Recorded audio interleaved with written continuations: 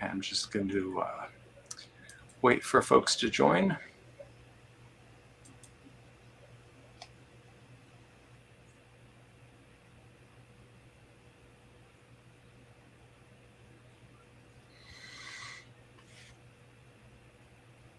All right, well, it's time to start, and hopefully people will continue to trickle in. I'm so glad you could all join me.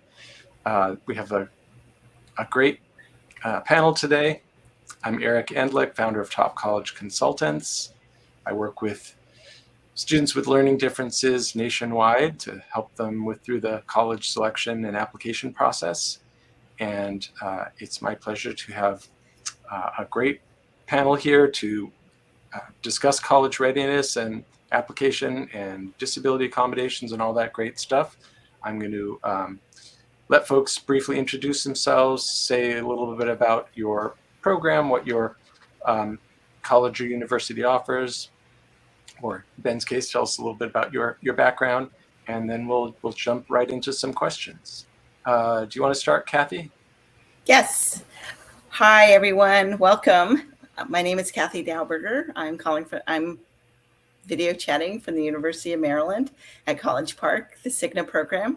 We're a skills training program on campus that is out of the hearing and speech sciences. We're a threefold program where we do skills training, and we're also a clinical rotation program for speech pathologists, students in speech pathology, and we also run research, longitudinal research for evidence-based practice on some of our skills training protocols that we use. So welcome, everyone. Thank you. Lori? Hi, I am Lori Eckles. I'm the director of the Spectrum Support Program at Rochester Institute of Technology. That's in upstate New York. I also manage the Neurodiverse Hiring Initiative at RIT. The Spectrum Support Program serves about 100 students, RIT students who also happen to be on the autism spectrum. We primarily do coaching, but we also offer lots of opportunities for students to come together as a community, do a lot of career prep kind of things with students, and run seminars and things like that. So thanks for having me. Great, thanks for joining us. And this question for our viewers, where are you located? That is for you. Put in the chat where you're logging in from. Laura? All right, hi everyone, and as was previously stated, welcome to the panel. My name is Laura Sibold. I am the director of the Neurodiversity College program at Chestnut Hill College, which is in Philadelphia, Pennsylvania. My background, like Kathy, I'm also a speech language pathologist, and the Chestnut Hill program is designed for individually strengths-based affirming practices for neurodivergent students, so autistic students, students with ADHD, as well as executive dysfunction, etc. So we look at 4 areas for student support: academics, independent living, social interaction, and emotional wellness. And our goal is to ensure that you have the best college experience while self-determining what you want to do with your future and helping you obtain your next steps, whether that's career or graduate school. So really working alongside you with our program. So I'm really excited to be here today, and I hope everyone's having a great evening. Thank you. We are starting to get folks chiming in from all over the country. Lansdale, Pennsylvania, Nashville, Tennessee, Philadelphia suburbs, Overland Park, Kansas, San Jose, California, Wayne, Pennsylvania, Lafayette, California. So great selection. And my Pennsylvania people. Jennifer? Yeah, well, shout out to those on the West Coast. I'm Jennifer Jones, speaking to you from Southern Oregon University. So we're located in a lovely little town of Ashland, Oregon, right kind of on the border of Oregon and California. And I am the interim director of our university coaching and academic mentoring program. which is a program that specifically serves students on the spectrum, those with an ADHD diagnosis, often also students. There's a lot of, multiple diagnoses, including mental health conditions, and a number of challenges like that students come to us with. We support them through all 4 years at the university, or sometimes more.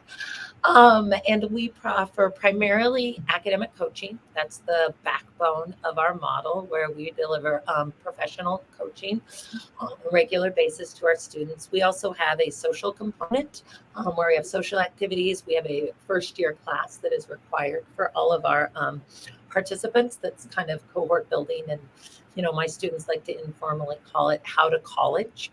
We also have a orientation in the summer, and we start onboarding students now for fall, including pre-advising before they register for their fall classes, and a robust orientation for both parents and students. That's a nutshell of what we do. So yeah, and it's really nice to meet you all. Great, thanks. Emily? Hey everybody, I'm Emily Racklaw. I am from Marquette University in Milwaukee, Wisconsin. Shout out to my Midwest folks. So we are a smaller program. We just started about 3 years ago. We're doubling in size next year to have 31 students. And we are an interdisciplinary team of professionals. So we have our speech path students, our speech path, our occupational therapists, our mental health support, and then also, well, I call our social support to our peer mentors. They have a professional job doing that too. Our students get support, both in executive function and academic support, as well as mental health support. Like a lot of our programs, we have a seminar. Our students have that. They'll participate in that all 4 years. Our goal is not just happy being at college, but also like doing something with your very expensive degree that everyone has. So our goal is to start from getting used to being at school, finding out who you are as an individual, all the way through developing initial career skills to becoming a fully independent adult who has a big fancy job or going into grad school. Thank you. Luna? Hi, everyone. I'm really excited to be here with you all. My name is Luna Larson, and I'm a proud autistic Latina. I work at California Polytechnic State University, San Luis Obispo, where I've developed a new support program called the Empowering Autistic Scholars Mentoring and Research Training Program, or EASE for short. EASE's mission is to build a community of empowerment and support for autistic students by providing them with the individualized supports and professional development opportunities they need to thrive in college and beyond. We want to help empower our scholars by providing them with the skills, experience, and professional opportunities they need to graduate, have successful careers, and become autistic leaders and mentors. The program's 3 components are inclusive community, peer mentoring, social events, professional development opportunities, including a research assistantship, and individualized academic, socio-emotional, career, and health wellness supports. All of these supports are free for our students, and they will be paid for the research they conduct while in the program. And because of the wide variability of needs among autistic individuals, there is no one-size-fits-all approach to supports. So we are going to be working we're working with the DRC, the Disability Resource Center on campus, in order to really work together to get the students all of the supports that they need. Yeah, so that's a little bit about our program. Great. Thank you. Thank you. And I don't tend to say much about myself, so I often forget, like I didn't mention. I'm a clinical psychologist by profession. I'm neurodivergent myself, and my kids are neurodivergent, so I approach this work as a clinician, as a parent, as a neurodivergent adult, and as an educational consultant. So I wear many hats. Last but not least, Ben, can you introduce yourself and tell folks about your background, what you do now, and your educational background? Yeah, thank you, Eric. Welcome, everyone, and thanks for joining us. My name is Ben Van Hook. I'm an autistic master's student at George Mason University, where I study public policy with an emphasis in education policy. I previously went to Mercer's University, in which I was a participant in the Autism Initiative at Mercer's program, which was for autistic individuals. It's similar to Laura's program because it honed in on the ACE domains, which is academics, independent, social, and emotional. And I'm currently the Programs and Outreach Associate at the Organization for Autism Research. Great, thanks. And I've been on panels with Ben before, so I know he will add a great perspective to folks who want to know firsthand what it was like for a student going through a support program. Before I get to more questions for the panelists, more questions for the audience, I asked you where you're located. We found out you're all over the country, and some not even in the US. We had somebody from Canada. Also, if you have kids in high school or college, let us know what years they're in. And if you are not a parent, or of a high school student or college student, tell us what your role is: teacher, counselor, consultant, so on. So tell us about your what age or grade your kids are in, or what your professional role is. And my little excitement there was because I was actually born in Canada. So hello, Canadian, fellow Canadians. I missed that. Okay. So here's, and of course we welcome your questions for the panel, but I'm going to start off with some general questions. Tell us, what should students and their parents be doing? What should families be doing now if they're in high school to become more college ready? Who would like to comment on that?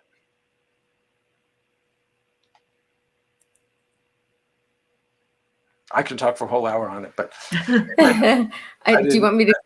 I can go ahead and yeah, push something in if that's okay. I'll get us started.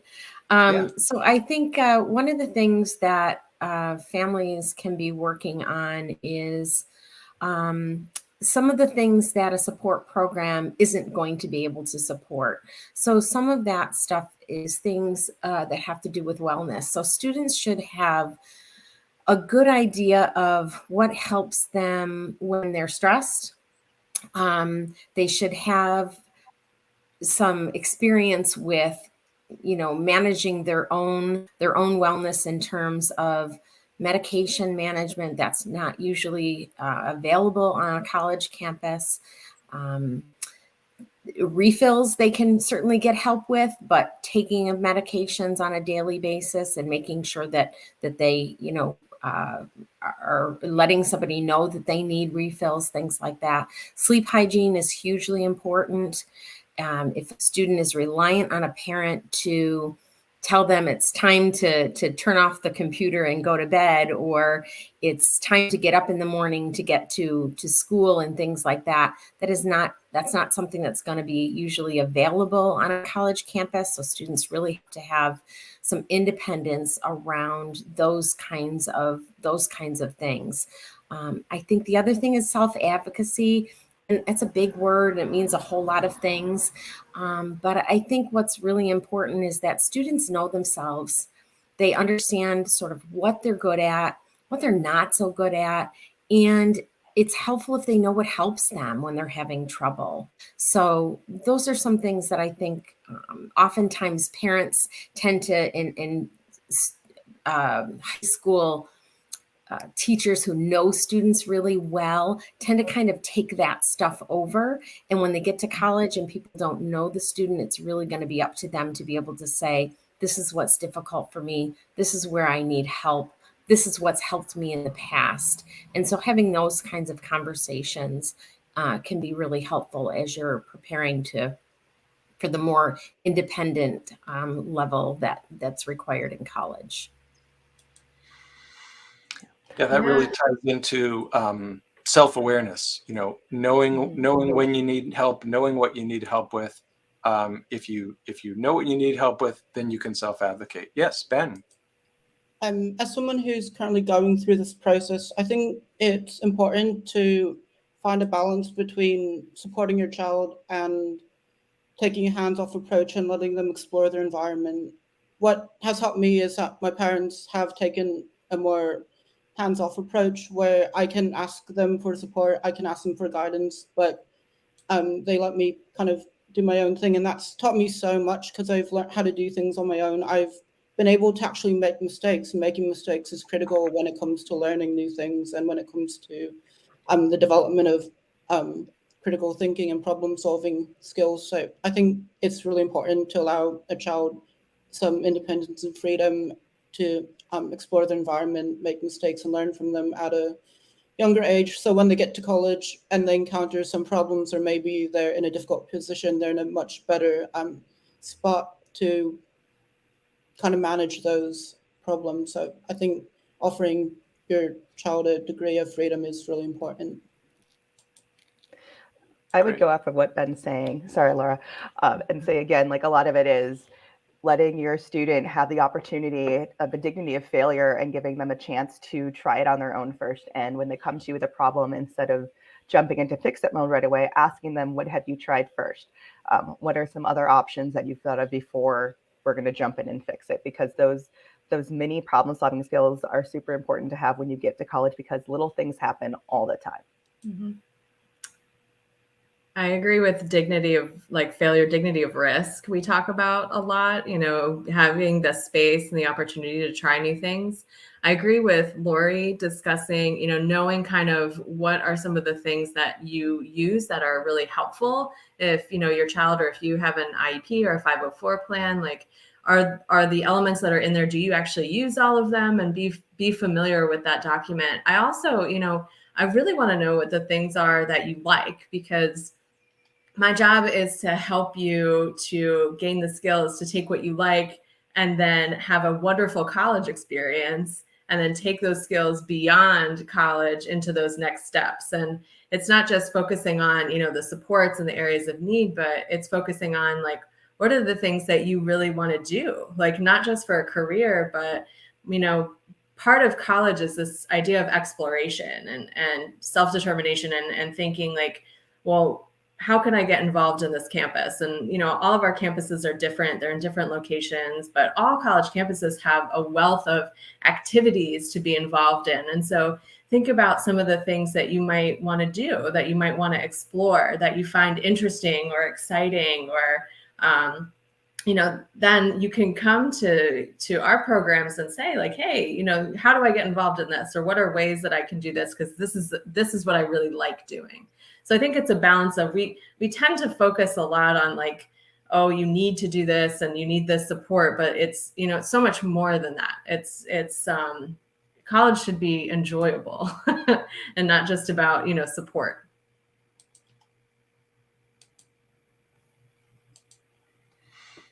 Here's a comment that came in from Sarah Anderson. My son's challenged with self-advocacy. He knows what he needs, but doesn't like to share. I got to say, as an adult, I don't like asking for things either. So I can relate to that. I don't know if anyone wants to comment on that or to continue on the any additional comments on getting ready for college. Oh, there's a comment for Laura. Oh.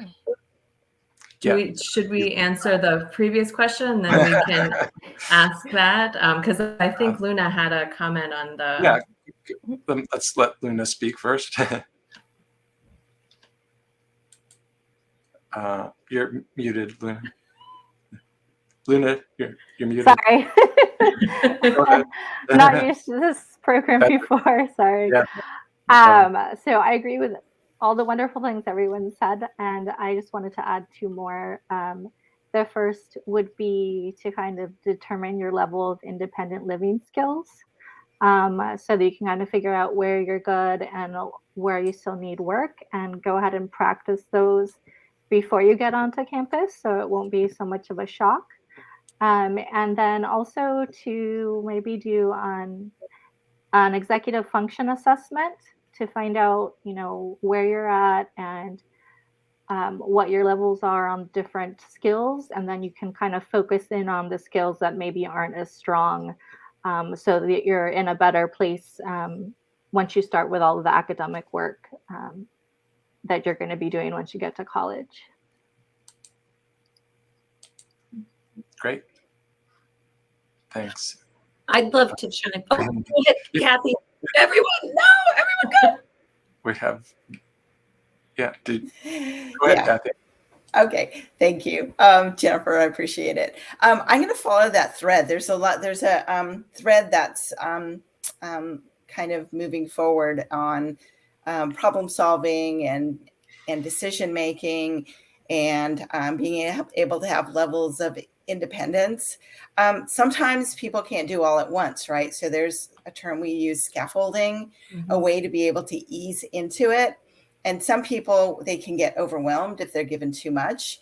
And so being able to find those levels. So even what Luna was talking about in terms of some sort of assessment to see, where are they at, meeting people where they're at, and being able to then start at that point. So find that sweet spot to be able to start so people can build confidence, because sometimes it's harder to do everything at once and it can be overwhelming. Thanks, Kathy. I believe Jennifer wanted to say something. Or I'm going to pass it to Emily because I noticed you wanted to Oh, say no, something. I was just laughing because everyone was all saying something very all at once. And then I started thinking about, I have ADHD and my brain is like already on the question about major, how to determine majors. Yeah. There's questions coming in. There's Can I one answer that question? Well, somebody, this is a quick one, so just hopefully it doesn't have a long answer. Folks can respond if you're logged into Facebook, or you can respond there. Go ahead. Did you want to say something, Jennifer? So I guess, there was a question somewhere that a father or a comment that it said that, my son knows, I think it was son, knows what he needs, but doesn't like to disclose, right? And doesn't like to ask for help. And I would say that is probably one of the reasons why these support programs are so crucial is because and we know the research, right? If your student can find a person on campus that they trust and that they feel comfortable with to come to with these issues, then that's going to make all the difference. And so I don't know about your programs, but I'm sure it's true. I mean, our students, we build this level of trust with them, and they are confidential, and they do bring things to us and form these really tight relationships where eventually they will disclose things like that, right? And then we can kind of guide them through, okay, this is what you might want to do. But I think it's sometimes in a big university or without a support program, it's harder to get that kind of close and personal.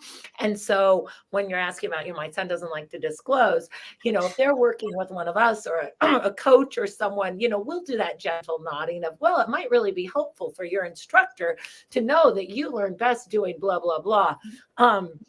And I think that's part of the beauty of these programs is they help move your students along in that area, without speaking for everyone, but I imagine that that's true. Well, Jennifer, I also just like jumping on that. I also think that what we do is teach them skills. So when they are gone from our programs, that they have these skills to transfer over and say, okay, maybe I don't have like an Emily or Jennifer or Lauren, whatever, to like talk to, but I know how to develop those relationships, or I know how to find someone or find those resources to feel comfortable to share those as well. Mm-hmm. Mm-hmm. Ben, your hand's up. Go ahead. Sorry. Yeah. Thank you.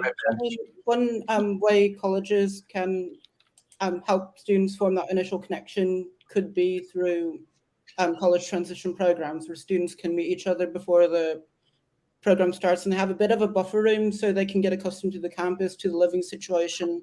They can meet some of their peers or teachers, and they can even meet some of the students who are working as at the program who are like supporting them over the summer, so they can get accustomed to that all and settle down like 2 or 3 weeks before school, which makes the whole transition week, or the whole first week of school, or first 2 weeks of school, a lot less stressful, because they've already gotten to know the school a bit, they've already gotten to know some of their peers, and they've already gotten to know some of the staff members they'll be working with and some of the professors. So I think the implementation of college transition programs is really important in aiding with the initial transition period to schools.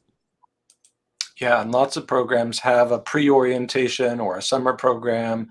In addition to all the things that the folks here offer, there are gap year programs, postgraduate year programs, summer college readiness programs. I can feature those kinds of programs in a different live stream. We certainly can't do it all in one. Go ahead, Luna. I was just going to say that another good thing might be having them matched with a peer mentor.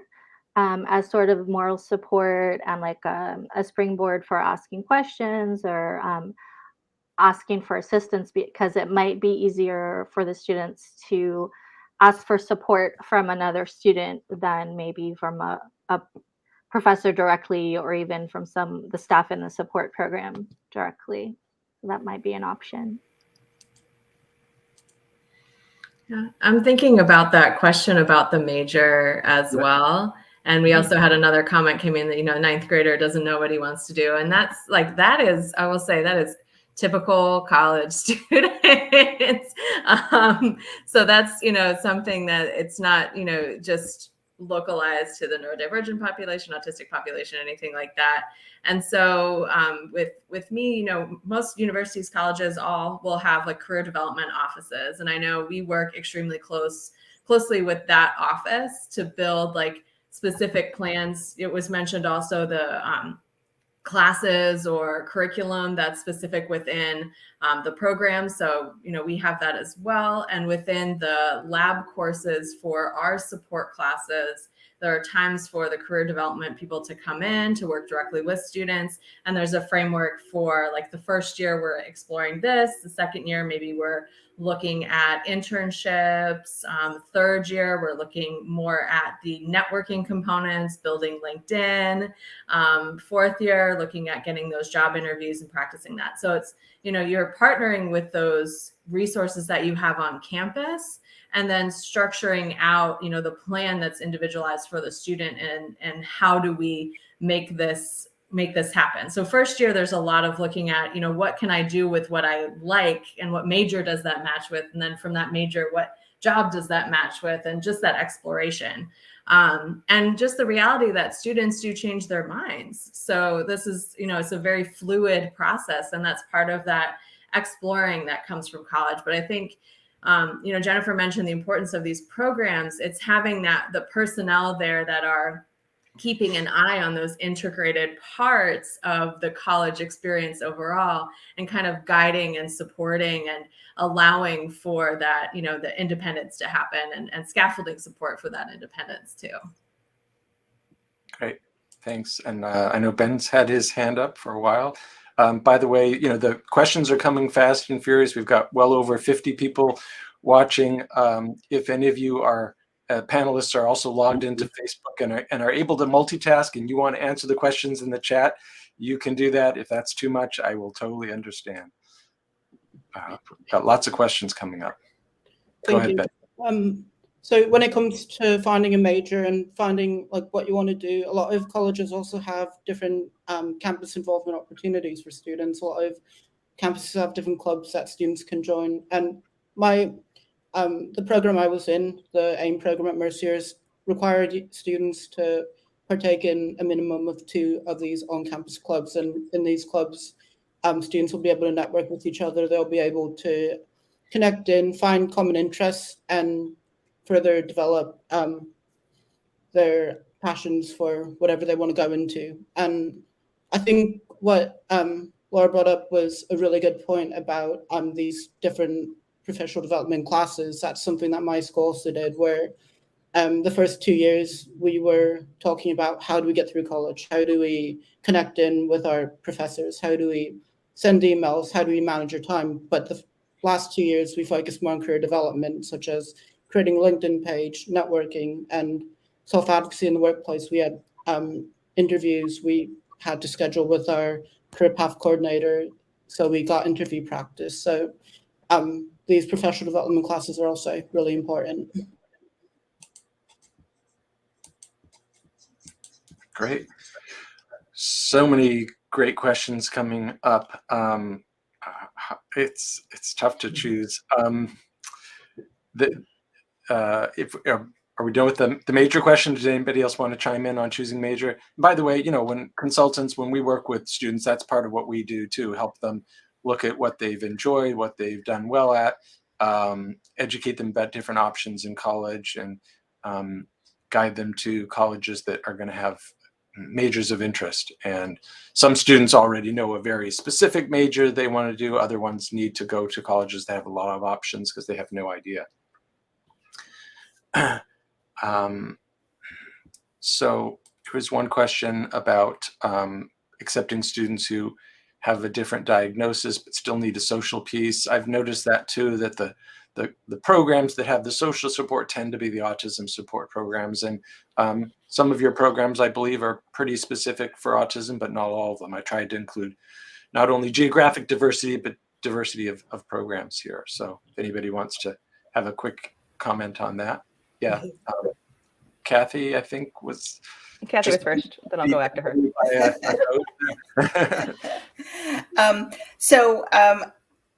Initially with Cigna, the A stood for autism, but we started getting people from our counseling department, from our health department, from other agencies on campus saying, you know, you're keeping it just to students who are diagnosed with autism. What about, and that's exactly what the person indicated in the question, is what if somebody's coming in with other needs?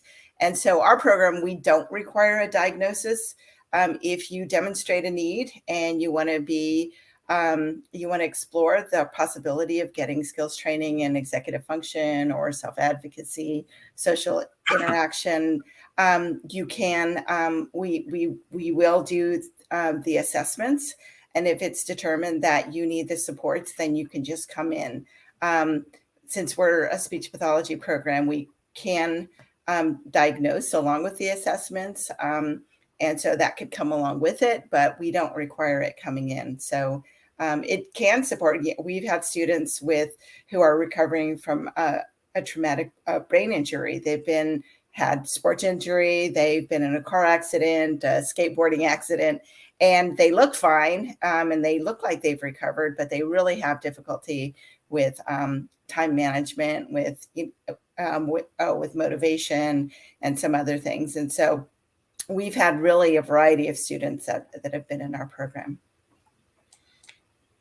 And I had the pleasure of touring Maryland and touring the program and meeting Kathy in person, and great university, great program. I hope to get to all of your colleges, but haven't gotten there yet. I've really been slowed down in my tours by the pandemic, unfortunately. Yeah. So my program originally also started as just autism specific, and now we are also just full neurodivergence. And if you need the support, regardless of what your diagnosis is, we're happy to sit down and talk to you to see if our program makes sense for you too. Yeah. Great. And I think that, you know, my takeaway from these responses is, if you're not sure, reach out to the program, because even if it started as an autism program, especially if it's a similar diagnosis or diagnosis with a lot of overlap, there might be some more inclusion. Yeah, and ours started as an ADHD program and executive function, and then kind of expanded outwards, right? But sometimes some of our students with ADHD also need those social connections. So there's so much overlap that, I agree. And there's no formal diagnosis required in our program. Yeah. And I think it's reflective of this beautiful, I don't want to call it a trend. It's not a trend, but people being more focused on the individual versus, a diagnosis or a label or something. It's just, we're all doing this because we want to help people and we want students to be really successful when they come through college. And so it's about making sure that you're able to support them, and it's not about, the label that goes along with it. And also, we're all aware that there's a lot of equity issues with assessment and being access to assessment. And so we don't want to put those kind of barriers into place. And we haven't even got into the topic of intersectionality. A lot of students are part of more than one minority group, not just a neuro minority, perhaps also a racial or economic or gender minority. And so they may have multiple needs. Since we're on the topic of inclusion, I want to go back to this wonderful question. How do you integrate with the larger college community? Different departments, specifically disability services, et cetera, but also creating a more aware and more inclusive college community. This is something I'm really passionate about, making institutions, whether they are companies, higher education, more inclusive in general. Anybody want to take a stab at this one? Sure. So my program's actually housed in our disability office. Well, technically not the disability office, but I'm under this Office of Disability Services at Marquette. One of the first things I did when I got to campus was start meeting with different people in different departments. So tutoring, housing, libraries, academic staff, career staff, admissions, everybody. I sat down. Our university did a thing where it was like, oh, sit down and meet with the president for 15 minutes. So I sat down with the president for 15 minutes and said, hey, do you know about this program? Because you need to. And I made a very big point to just make sure everyone knows about us. I then also have a really, like I said, an interdisciplinary approach. So we have the speech clinic that's involved. We have the occupational therapy clinic that's involved. I do all the training of our mental health support services on campus, but we partner with other graduate programs on campus. So it's kind of like, oh, on your mark, oh, we know what that is. So really it's important to not just do for name recognition, but so people understand the mission. So yeah, okay, that was a very long answer. My bad. I would just say that I think we have really at RIT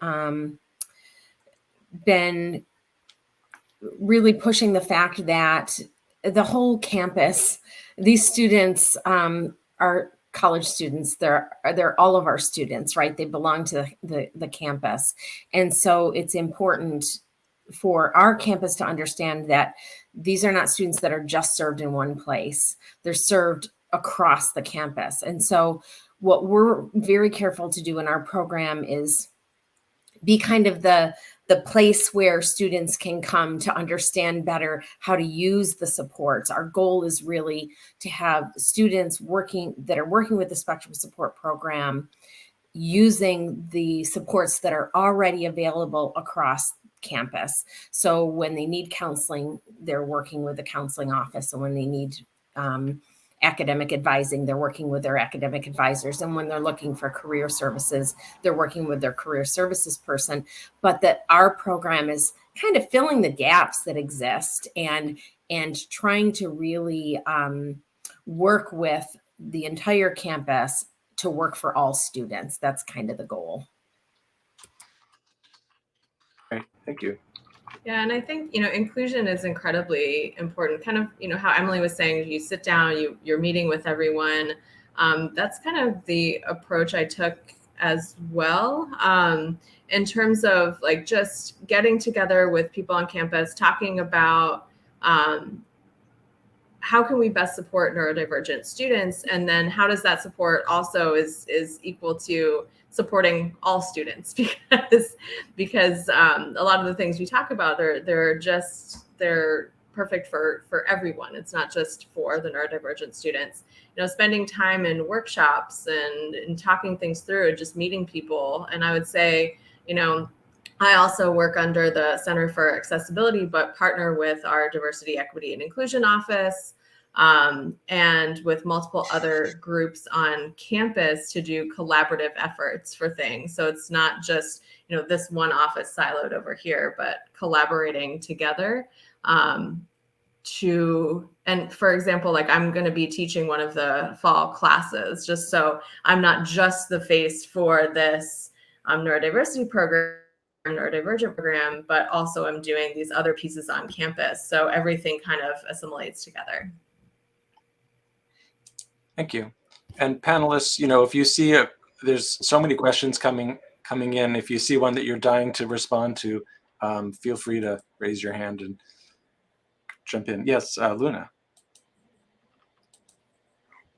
I just wanted to mention what we're doing to promote inclusion. So we're also partnering with different departments and organizations across campus to provide our student supports, and that includes the Disability Resource Center, Career Services, Housing, our Tutoring Center, Health and Wellbeing.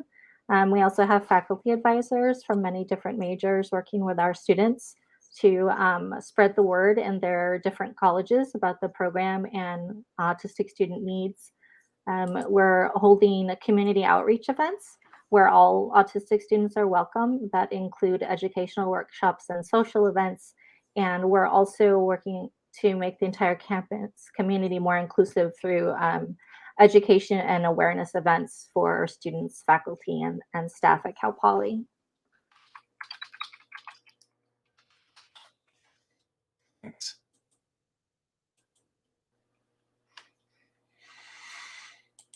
Yes, Ben, go ahead.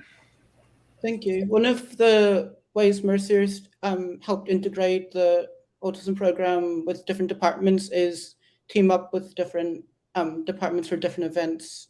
So, for example, during sporting events, sometimes they promoted the autism program by letting people who are part of the autism program wear the kits of the hockey players.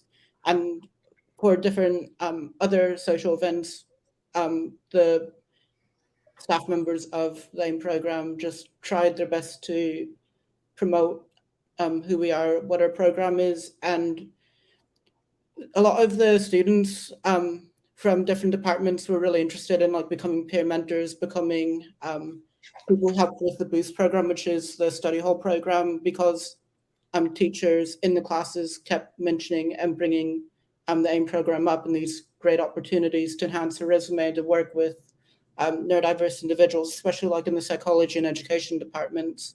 Another important aspect is community engagement beyond the campus, and with the overall community, and setting up networking opportunities for students, because if students are able to explore their campus, they're going to gain so many soft skills. They're going to be able to learn how to manage their time. They're going to be able to learn how to budget. They're going to also be able to learn how to take public transportation on their own through going off campus and exploring different areas and talking to different people. So community engagement is also really important. Great. Thank you. So another question here came up from Denise. How are IEPs and 504s interpreted by universities? Just make a couple of general comments. I'll let folks talk about how you do that specifically at your university. It's a much more standardized process at the high school level, and then when students leave high school, each college can sort of choose to do things the way they want. So some colleges, disability services are specifically requesting certain kinds of documents, like a neuropsychological evaluation. Others have more flexibility and will look at an IEP or a 504 plan. That varies quite a bit from college to college. It certainly is not the case that it's automatically transferred or mapped onto what happens in college. So don't expect that you can just sort of carry that document and get the same services and accommodations.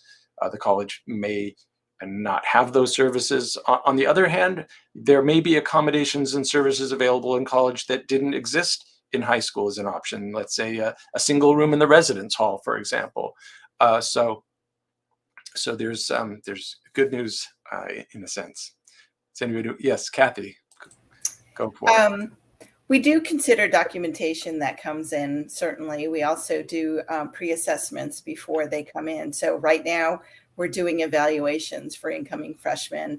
And so then we kind of get them ready for the fall. So we do what we call ITPs. It's called an initial therapy plan, very similar like an IEP. And we use information that the student shares, the family shares, any documentation, our documentation that we get before the semester. And then we develop with the student goals and objectives. And so that's part of the clinical training program, but it's also the accountability side on our end.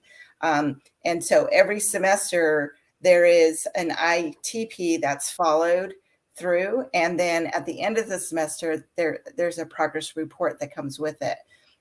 So that's part of the clinical training of our speech pathology students, but also the accountability and the ownership of the student who's working on these goals.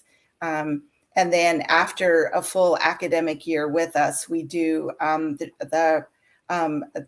along with the progress reports, we do the assessments again to see pre and post to kind of, again, keep us accountable, kind of update, make sure we're on track. We do take data on those goals and objectives, so we know when they've been mastered, when it's ready to go on to the next level. Thanks, Kathy.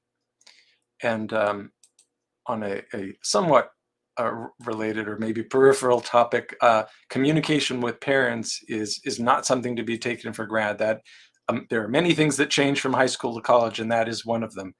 Parents will not be in the loop unless that is specifically built into the program, or unless students have signed certain documents such as a FERPA waiver allowing the college to communicate to students. So you may have been, as a parent, may have been very involved up until college.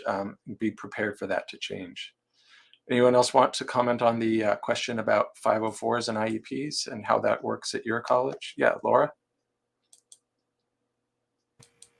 Thanks, Eric. I think that there is a lot of awareness there to kind of shift, and a lot of places will look at the documentation overall. And when you're starting that disclosure process, or when your child's starting that disclosure process, typically we'll send a letter out to say, hey, these are the pieces that we need, including, a statement of disability, including, what are some things that have worked for me in the past, and, and can include IEPs, can include additional assessments as well. So it does depend on the college or university, what they are requesting. And then similar to what Kathy was saying about a therapy plan, like, we do what's called an SBM, or a strengths-based measure, to look at what are some of the things the student really wants to work on, and look at the goal setting from there to move forward. And that's like specific to the programmatic element versus just something out of the accessibility office. So yeah, that's my response. I'll chime in just really quickly from a disability resources perspective, because I've directed both. We follow, and I'm guessing many of the campuses do, a real interactive approach. We start with, bring us what documentation you have, and let's start the conversation from there. If we need more, we will tell you. That being said, it can never hurt to have that full neuropsych eval, especially an adult normed one, because it may provide information that your disability resources office needs and can really work with to justify some additional accommodations that, like Eric mentioned, may not have even been possible in high school. So, but again, right? I mean, we talked about that. That's an equity approach because of the cost of it. It's just not something we at Southern Oregon University are willing to absolutely require.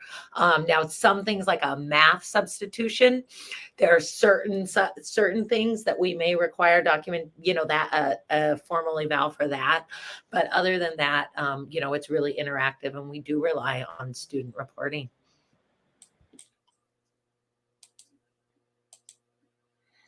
Great. There was a similar question from Denise, whether colleges use the psychoeducational assessments, second part of the question, administered by the student's high school. Do colleges accept the assessments done by the student's high school? I think that would depend on the tests that were done with the assessment. I don't think it matters who did the assessment, if it was a psychologist affiliated with the school or a private psychologist. It's a question of whether it contains the elements that the college is requiring, which may be diagnosis, recommendations, accommodations, and so on. And I guess I've just kind of noticed a trend since the pandemic with the lines and the wait times to get into specialists to get diagnoses, with colleges in general being a little bit more flexible in terms of what they're accepting or extending, to say, okay, we can give you temporary accommodations until you're able to get that assessment done, or they had their neuropsych done or their psych eval done, but because of the backlog, they're not getting their report until like 3-4 months later, right?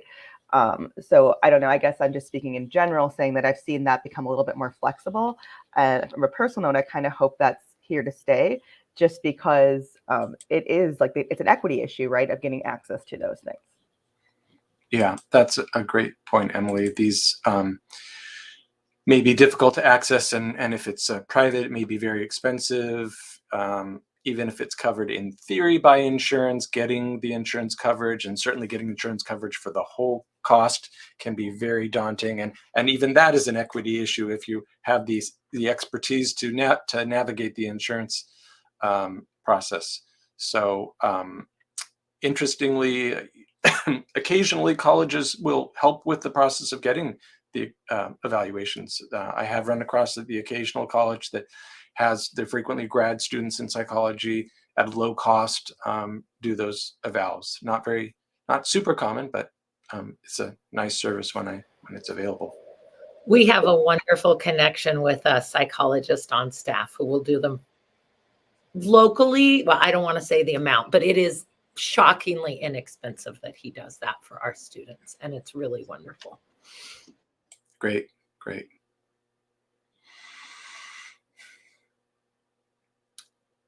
Anybody want to comment on any of the questions that you've seen, or you want me to pick the next question? Yeah. A quick question about the Pacific Northwest, and that asked if there are any strong schools supports. And I know there's, and you're probably more familiar than I am, Eric, but there's a Ravens program, I believe, at the University of Idaho, or does anyone?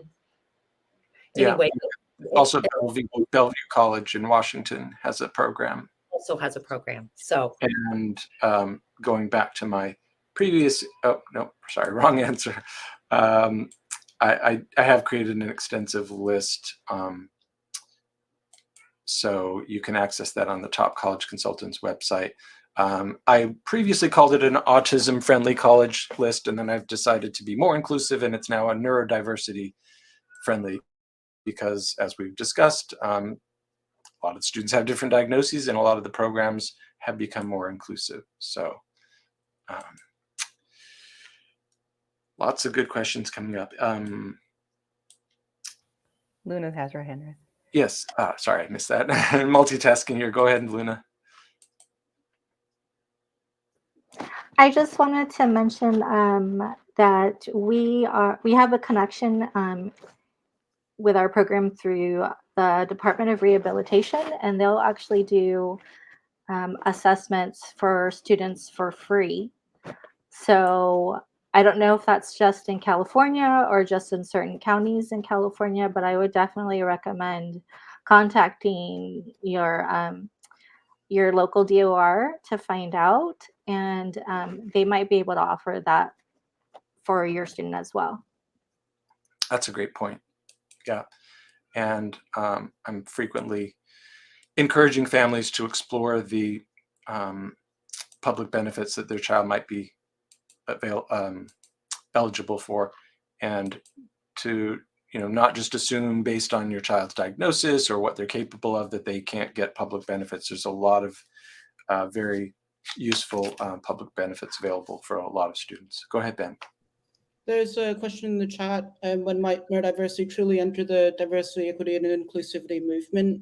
That's a really good question. And I think some schools are already pushing for this change, so neurodiversity can be involved in this conversation. At Mercer University, the autism program takes vocational trips to New York City and Washington, D.C. to talk to different congressmen, senators, different organizations like Google, Microsoft, Wells Fargo, Amazon, MITRE, PricewaterhouseCoopers, amongst others, about their neurodiversity initiatives. And I know some organizations are starting to create neurodiversity panels to support other neurodiverse individuals in the business. So I think slowly but surely we are getting to that point where we are in that conversation. And it's something that I've pushed for a lot. I've spoken to different organizations, and I've pushed for a world beyond acceptance towards autism appreciation. And I've been speaking about how different businesses can be more inclusive of neurodiverse individuals. Great. Thanks, Ben. Yeah, Ben is doing, I think, Ben, you have a great career ahead of you advocating for neurodiversity. And this is something that I've been talking about as well, making disability and neurodiversity part of the diversity discussion. Were you going to go ahead, Laura? Yeah, I was going to say that's part of like being, the community. Ben talked about community before too. Chestnut Hills in Philadelphia, and the Philadelphia community, the Neurodiversity Employment Network in Philly, is committed to those discussions of moving from the awareness to acceptance to that appreciation and bringing people to the table that are autistic, that are neurodivergent, that are spearheading that type of work to make sure that you're really embracing that inclusive practice, and that you really are looking at neurodiversity as part of the larger DEI, which is, again, like on the specific on my campus, is working and partnering with DEI, with Title III, and doing all those pieces to create those affirming spaces and really break down barriers. I suspect most of us here are on the same page on this one. I have another article coming out this year on that topic too. Anybody else want to comment on that? Yeah, I would even say even full empowerment. I mean, you can add, appreciation, but I would even push it even more to just empowering. And it's the adage about not just inviting somebody to the table, but to have people plan the party as well. And that goes across the board, across campus and outside.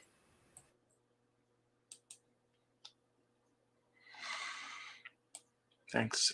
We have time for maybe one more question, or do folks have any kind of concluding comments on any of the questions or things that have come up? I've got parents that are doing tours, parents and teens now that are doing campus tours, and some are out of state, some are in state. And I just have this question, what are people's thoughts about in-state going to school closer to home versus out of state? And then on the same line, commuter versus living on campus. Oh, yes, right. You had put the question in, we got so many questions coming in the chat. I meant to put some of your questions up. So sorry, I didn't get to that one. And that one comes up a lot. The families that I work with, they're, as a special needs parent myself, I know the tendency to feel protective of your child. And many of the parents that I work with want their children to be pretty close to home. The kids don't always feel exactly the same way as their parents do, but it is something that comes up. I'd love to hear other perspectives on that too. And one of the challenges there is, if a parent says, well, we want them to be within a 1 or 2 hour drive, well, there may not be that many colleges with robust support programs that close to home. If you happen to be in certain parts of the country, the Mid-Atlantic, the Northeast, certain large cities, you might have a few colleges to choose from, but otherwise, you're really going to have to weigh that out. What's the most important priority? Anybody want to touch on this question? Yeah, that was a problem that I faced when applying to colleges.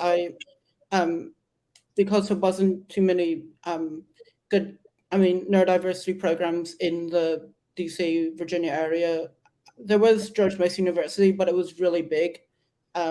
So I was left with RIT, Marshall University, and Mercyhurst, and it was really difficult to choose because they were quite expensive. They were out of state, and the cost of the program was separate from the cost of tuition for the school because the program came with its separate benefits. So it can be a really difficult decision for us as students. Yeah, good point, Ben. We haven't really talked a whole lot about the financial side of things. Because I know that's a concern for families. In the list that I've put on the Top College Consultants website, I try to keep current with the cost of the program so that folks can see, if I'm looking at this program, how much in addition to tuition, room and board am I going to have to shell out for the program itself? Some programs, and that can vary widely. Go ahead, Luna. I was just going to mention that I think in a lot of cases, it's might be beneficial for neurodivergent students to maybe take smaller course loads and maybe take a little bit longer to finish school so that they can manage or prevent burnout or too much stress. And in a case like that, if they go to an in-state school, obviously the costs are going to be less, which maybe would make it more feasible for them to be able to do that. So Yeah, and we have both public and private universities represented here. And on paper, private universities generally appear to be more expensive, but it really depends on your particular situation. You might be eligible for great financial aid based on either need-based aid or merit aid if your student's really strong. So you can't always guess just based on the, the sticker price, as they say. And sometimes the programs are associated with specific state funding programs. So like in Pennsylvania, you have the Office of Vocational Rehab. And so some programs have that provider status or can be eligible through autism waiver funds or things like that. So at the state level, there's also opportunities for funding. I think the prices of college and the program can also scare families and scare students away, potential students away, because if you end up paying a lot for college, but you end up not getting the right supports or end up having to drop out like maybe 2 years in, you're not really getting, you're paying a lot and you're not really getting the benefits of a degree. So I think having a program that the student feels they have a reasonable chance of success at the college is really important. I think perceived success is just as important as actual success. Yeah, that's a great point. So that additional cost of the program or of that particular college could be a game changer in terms of your child graduating. And there's no point in paying for a year or two at a brand name university that you're so thrilled your child got into if they're not going to graduate. It's not just about getting in, it's getting through and getting out and hopefully getting a job. Emily, were you going to say something? Oh, okay. I was just agreeing with what you're saying about like the getting through and getting. I'm very expressive today. Yeah. Well, I guess I'm not that good at reading body language. So there's loads of questions we didn't get a chance to respond to. I might respond to some of them on social media later. Feel free to reach out to any of them, anyone, including me, and I can also connect you with any of the folks on the panel. I really appreciate everyone's time, and I want to respect your time and not keep you any longer, even though we could probably easily go for another hour with all these questions. So thanks so much for your great questions, audience members, and thank you to all the panelists for your great input.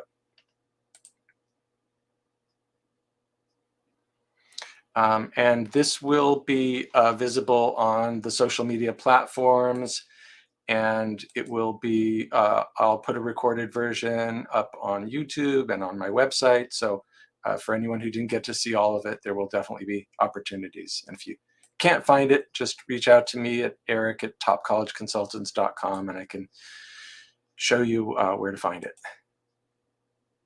So glad you enjoyed it, and thanks everyone for joining us.